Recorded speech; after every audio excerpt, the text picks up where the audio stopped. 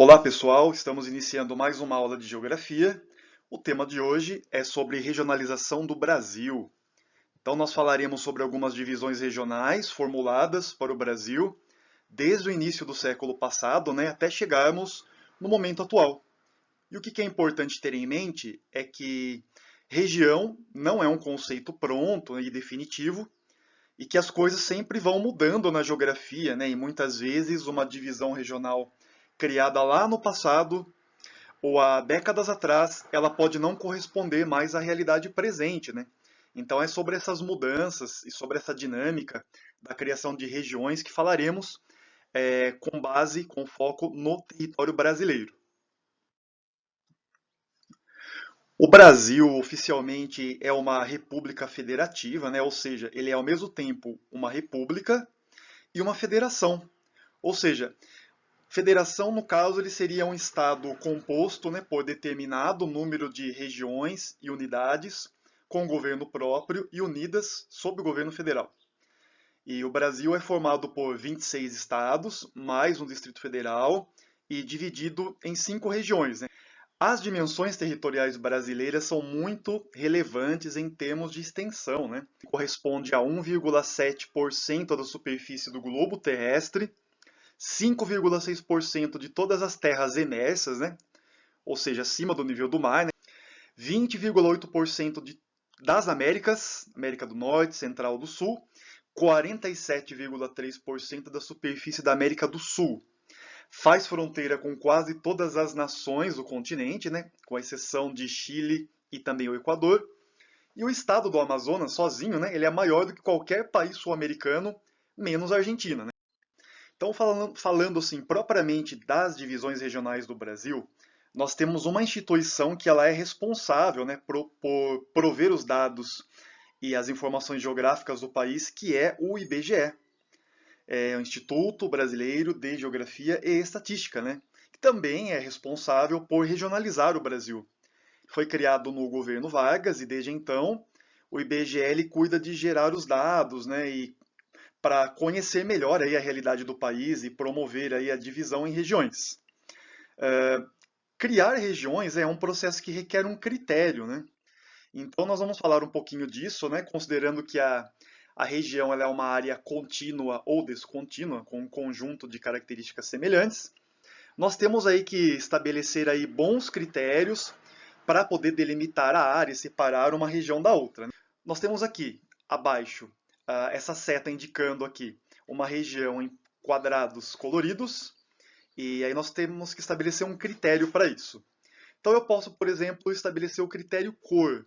Se eu for utilizar a cor vermelha, eu vou ter então a delimitação de uma região, considerando aí, todos os quadrados vermelhos. Então eu posso reuni-los todos, uma parte, delimitá-los e fazer disso uma região.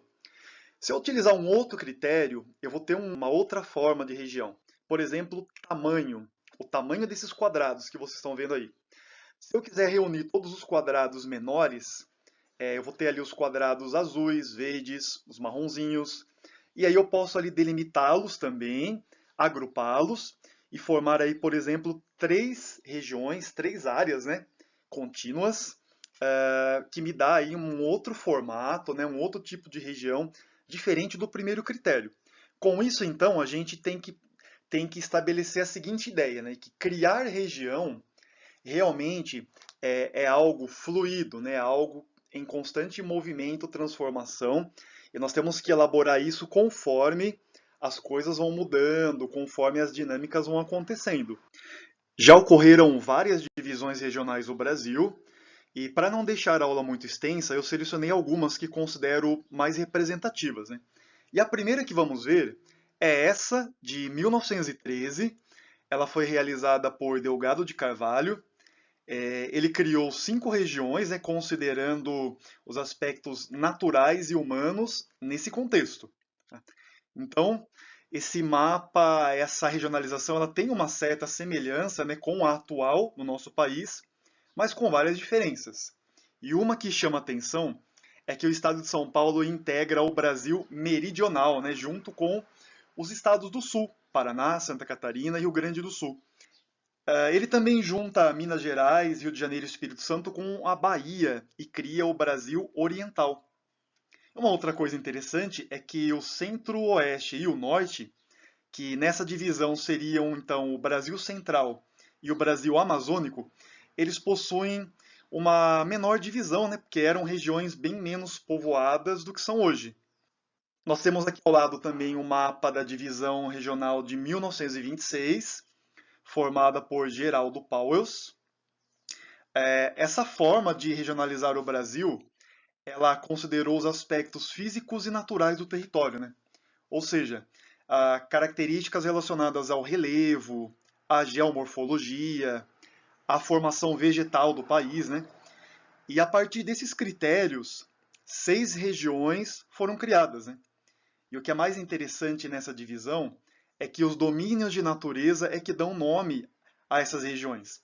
Então nós temos a região amazônica em verde, região das Caatingas, né, que corresponderia ao nosso Nordeste da atualidade. Temos uma faixa amarela que o autor ele entende, né, que é uma unidade regional pelas características litorâneas. Então ele chamou de litoral, né, uma região chamada de litoral. Aí nós temos uma mancha laranja muito extensa, que ela seria o Planalto Meridional, e ele considera então o relevo, né, o Planalto, como unidade para formar essa região. E ainda nós temos duas regiões em tons de azul. A planície do Alto Paraguai, né, que coincide com a área do Pantanal Mato Grossense, e mais ao sul a região uruguaio-brasileira, que corresponderia ao que seria hoje os Pampas Gaúchos. Agora nós vamos mostrar divisões regionais feitas pelo IBGE. A primeira divisão aqui é a de 1945. E observem, pessoal, que algumas unidades federativas não levam o nome de estado, né? Mas de território. É o exemplo que nós temos aqui, né? Território do Rio Branco, território do Amapá, território do Guaporé, de Ponta Porã, de Iguaçu. Qual que seria a diferença entre estados e territórios? O estado, ele é uma unidade da federação com um certo grau de autonomia. Ou seja, ele tem um governador responsável, então ele tem um governo com legislação própria, com arrecadação de impostos, enfim, né? Tem uma funcionalidade ali interna que dá uma certa autonomia para ele. Já o território, ele seria uma área de administração federal. Ele é gerenciado diretamente pelo governo federal. E a região norte, ela era formada então nessa fase por 2 estados apenas e 4 territórios federais. A região nordeste, né, ela está mais fragmentada, né, em 3 áreas. O nordeste ocidental, o oriental e ainda há 2 regiões leste. E essa em amarelo mais escura é formada por Bahia e Sergipe, que também são estados nordestinos, né? E São Paulo continua sendo aí uma unidade da Federação da Região Sul. Vamos para a próxima aqui. A divisão regional de 1969-1970. Essa divisão ela já começa a ficar semelhante ao arranjo atual. São Paulo sai da região sul e se junta ao Espírito Santo, Minas Gerais e Rio de Janeiro, e aí nasce então a região sudeste. E de fato, as características gerais de São Paulo estariam mais próximas desses estados do que dos estados do sul. Economicamente, né, o grau de industrialização, o grau de integração entre São Paulo e Rio de Janeiro, né, e também Minas. Culturalmente também, né, São Paulo é muito mais miscigenado, enquanto que o Sul ele conserva certas características dos seus traços da colonização, né, alemã, italiana, polonesa, por aí vai. E o Nordeste ele amplia sua área, incorporando a Bahia e o Sergipe, que eram parte da extinta região leste. E nós temos aí mudanças também na capital federal, né? Vocês veem aqui um quadradinho no segundo mapa, né? Ali dentro do estado de Goiás, a nossa nova capital federal. Então nós temos aí o Distrito Federal formado dentro de Goiás para abrigar Brasília, e a cidade do Rio de Janeiro, então, que era a antiga capital, deixa de ser e passa a se tornar um estado, né, chamado Estado da Guanabara, que era o antigo Distrito Federal, mas que continuou existindo ainda como uma unidade da federação. Chegamos à atual regionalização do Brasil. criada juntamente com a Constituição de 1988 e que fez as alterações mais recentes, né, para formar essa nova regionalização. Vamos lá, as características consideradas aí para agrupar esses estados foram a população e a cultura, ou seja, considerou-se a história de cada região, a migração, né, o processo de colonização em cada área, também as paisagens naturais, né, e a economia. Vamos lá, o que mudou do último mapa lá de 1969 e 70 para essa nova regionalização de 88? Vamos lá. Eu vou apontar a alteração à esquerda aqui no slide e colocar a letra correspondente no mapa do lado direito do slide. Então, a letra A está indicando para a gente aqui que o Mato Grosso já estava dividido em duas unidades da federação desde 1975, dividido entre Mato Grosso e Mato Grosso do Sul, no mesmo ano em que é extinto o estado da Guanabara, né, incorporado aí ao estado do Rio de Janeiro. Então nós temos aqui a letrinha A subindo, né, na divisa entre os dois estados do Mato Grosso e também ali no Rio de Janeiro, com a extinção da Guanabara. A letra B vai indicar para a gente, então, o desmembramento de Goiás e a criação do estado do Tocantins e a incorporação dele na região norte, né? Então, subiu a letra B no mapa para vocês verificarem essa divisão. Na letra C, nós temos a elevação dos territórios federais de Roraima, Amapá e Rondônia às categorias de estado, né?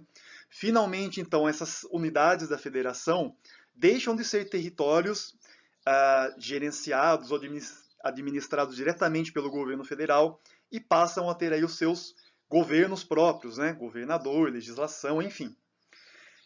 E uma quarta mudança seria a extinção do território federal do arquipélago Fernando de Noronha.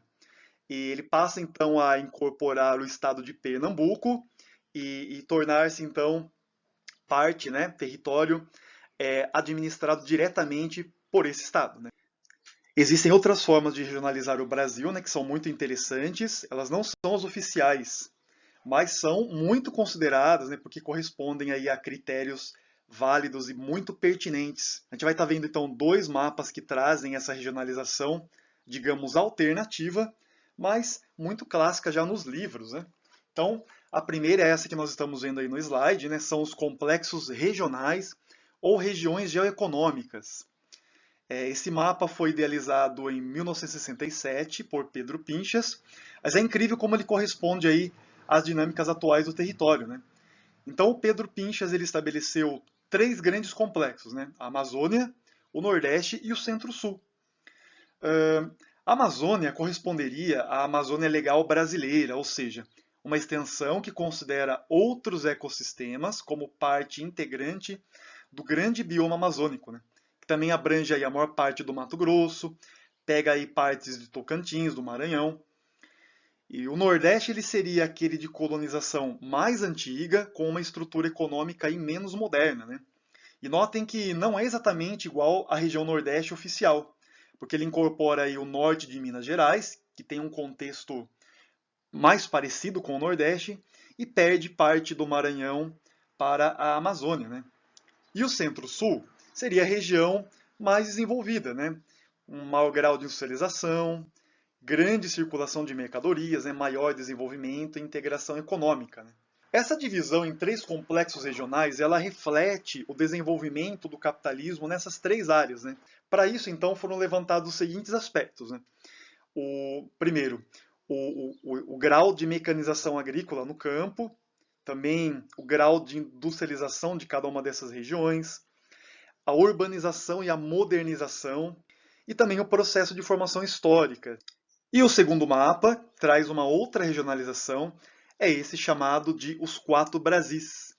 Foi formulado por Milton Santos, né, e nos seus estudos ele diferenciou então o Brasil em quatro regiões. Ele chama de verde então a região amazônica, caracterizada por ter baixas densidades demográficas e técnicas. Região Nordeste seria a primeira a ser povoada, né, e apresenta uma agricultura pouco mecanizada em relação ao Centro-Oeste e à região concentrada. A região Centro-Oeste seria o de povoamento mais recente, com agricultura moderna, mecanizada e produtiva, voltada para a exportação, né? E ainda ele pega essa região toda em amarelo e chama de região concentrada. Ela teria como característica ser mais populosa, industrializada, ter uma melhor infraestrutura de forma geral e reuniria ali os principais meios técnicos e científicos e as finanças do país também. Se vocês repararem no mapa, ele não dividiu o Brasil em Sudeste e nem em Sul, mas ele agrupou essas duas regiões, né, juntou, e é isso que ele está chamando então de região concentrada, né? A união entre Sul e Sudeste. Então ela seria uma região concentrada exatamente nesse sentido, de concentrar muitos elementos que são importantes e que dão mais dinâmica econômica para o território. Para finalizar aqui, né, vamos mostrar o que há de mais atual, que é a ideia de dividir o Brasil em 6 regiões. E o que se acredita é que de 1988 para cá, o Brasil se transformou bastante, né? E teve muitas mudanças e que a divisão regional em vigor, ela não corresponderia mais a essas dinâmicas geográficas, né, mais recentes. E esse slide traz essa proposta, na verdade, né? E vocês têm aqui no mapa dois Brasis, né? Do lado esquerdo nós temos aí a divisão regional de 88 e do lado direito a nova proposta. Basicamente o que ele faz é dividir o norte em duas regiões, criando então a região noroeste, que é essa em azul. E aí teríamos aí um novo norte, né? Que é essa parte que ficou em laranja. A região noroeste, ela teria como polo o estado do Amazonas e a cidade de Manaus, né, que teria ali força, né, para influenciar todos os estados do entorno. E o novo norte faria a união do Pará, do Amapá, do Maranhão e do Tocantins. O Maranhão, no caso, né, ele é o estado menos nordestino do Nordeste. E a proposta é retirá-lo do Nordeste e passá-lo para o Norte, né? A gente for considerar a fauna, a flora, o clima mais úmido de floresta, né? Ele é mais próximo do que seria ali o ambiente natural do norte do que propriamente do nordeste, né? Propriamente ali do sertão. Tanto que quando a gente analisa sub-regiões do nordeste, o Maranhão ele aparece como sendo meio norte, né? Ou seja, uma área de transição entre o sertão e a floresta, só que com características marcadamente, né, ou mais típicas ali de floresta. O Nordeste ele é subdividido, né, em Zona da Mata, Agreste, Sertão, e o meio norte, então, que seria aí o Maranhão. Então, isso justificaria a saída do Maranhão do Nordeste e a sua entrada nessa nova região norte, né? Faria mais sentido o Maranhão se juntar ao Pará e aos outros estados ali do Novo Norte, formando essa nova região, porque ambos possuem ligações históricas, né, desde os tempos da colonização, e atualmente eles possuem mais integração econômica do que propriamente ali o Maranhão com o restante do Nordeste, né? Nessa parte toda aqui do Brasil, em laranja, nessa nova divisão, ela recebeu um grande incremento demográfico, né? Teve um crescimento populacional considerável e também econômico, e implantação de infraestrutura, gerando ali, né, um vetor de crescimento. Eles evoluíram formando uma inegável regionalidade. Então eu separei 3 questões. Vamos aqui à primeira questão, questão número 1. Tem um texto dizendo o seguinte, né? Aprendi na década de 60 que São Paulo fazia parte da região sul. Minas estava na região leste, assim como Bahia e Rio de Janeiro. Certo dia, um professor, na década de 70, disse que São Paulo estava no sudeste, bem como Espírito Santo, Rio de Janeiro e Minas Gerais. Fiquei chocado. Os estados mudaram de posição e eu nem havia percebido, né? Essa mudança de posição dos estados brasileiros, mencionada no recorte da matéria de jornal acima, ocorreu por quê? Vamos lá. Letra A. O território brasileiro deixou de ser predominantemente interiorano para ocupar melhor as faixas litorâneas? B. A integração do Espírito Santo ao Sudeste era necessária em razão do seu acelerado grau de desenvolvimento, urbanização e concentração populacional? Letra C. Estava em curso na década de 70 a redistribuição industrial brasileira em direção às regiões Sul e Norte? D. A nova região Sudeste representava melhor as zonas mais industrializadas do país? Ou letra E, nenhuma das alternativas? E aí, analisando todas elas, a que seria ali mais compatível seria a alternativa D, A nova região Sudeste representava melhor as zonas mais industrializadas do país. Ó, a questão número 2, está aqui na tela. O Brasil pode ser dividido em 3 regiões geoeconômicas que refletem as diferentes formas de ocupação humana ao longo do tempo histórico: Nordeste, Centro-Sul e Amazônia. Analise os aspectos que caracterizam essas regiões e julgue a sentença. A primeira diz o seguinte: o Nordeste é a principal área de refluxo, ou seja, saída de pessoas nas migrações internas do país. Essa daqui estaria correta, né? Tá ok. A 2, ela diz que a região Centro-Sul é a mais industrializada, povoada e urbanizada. Isso também confere, correta. A 3, a Amazônia é a região menos povoada do Brasil e, por conta disso, sofre poucos impactos ambientais. Essa, no caso, está incorreta, né? Ela é a região menos povoada do Brasil, mas não é por isso, né, que ela sofre poucos impactos ambientais. Queimadas, né? Sempre aparecem aí focos de incêndio, expansão, né, da agricultura, retirada de floresta para a formação de pastagem, né, para o gado, mineração, garimpo. O 4 diz que a região nordestina apresenta muitas marcas da colonização e por praticamente 3 séculos foi a região mais rica do Brasil. Isso também é verdadeiro, né? É uma região de colonização mais antiga, né? O Brasil praticamente ele começou na região Nordeste, então os primeiros ciclos econômicos se deram ali, né? Então o Nordeste é a região que começa a concentrar a riqueza no Brasil, né? Depois, a partir ali do ciclo da mineração, da descoberta do ouro nas Minas Gerais, né? O polo muda de poder, né? Sai do Nordeste, vem para o Sudeste. E o número 5, o grau de mecanização agrícola alcançado pelo Centro-Sul eliminou as pequenas propriedades e o modo de produção familiar no campo, gerando uma agricultura totalmente voltada para a exportação. Tá certo isso ou tá errado? Isso está errado, né? Apesar de nós termos um avançado grau de mecanização agrícola, coexistem ainda, né, pequenas propriedades, uma coisa não anulou a outra. E aí a alternativa correta, letra B. E aí a última questão.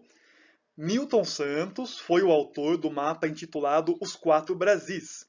Ele dividiu o território nacional em 4 regiões e deu ênfase a uma delas, chamando-a de região concentrada. Ela é formada pela elevada densidade dos setores e serviços, comparativamente está melhor integrada por sistema de transportes, telecomunicações, possui maior grau de industrialização, configurando um meio técnico-científico informacional que corresponde aos setores econômicos mais avançados do país. O que essa questão ela quer? Ela quer que a gente assinale no mapa ao lado a alternativa que indica corretamente a delimitação da região concentrada. Nós temos que olhar o contorno e definir então qual alternativa corresponde à região concentrada, né? E aí? A letra A, por exemplo, está com uma delimitação muito parecida com o centro-oeste do Brasil, né? A letra B está pegando aí a região centro-sul, pegando ali sul, sudeste, né, mais o centro-oeste. A letra C, pelo formato, está representando apenas a região sul. E a letra E, representando apenas a sudeste. Se a gente lembrar que a região concentrada que Milton Santos define está incluindo, né, juntando o sul e o sudeste, a alternativa que representa esse formato seria a letra D. Então, portanto, a letra D é aquela que mostra aí, né, o que seria, na divisão regional de Milton Santos, a região concentrada, né? Pega lá Rio Grande do Sul, Santa Catarina, Paraná, São Paulo, Minas, Rio e Espírito Santo, né? Com isso, nós chegamos ao final da aula. Muito obrigado, pessoal, por chegarem até aqui comigo. Espero que tenham gostado, aprendido coisas novas. Nos vemos numa próxima. Até mais. Tchau, tchau.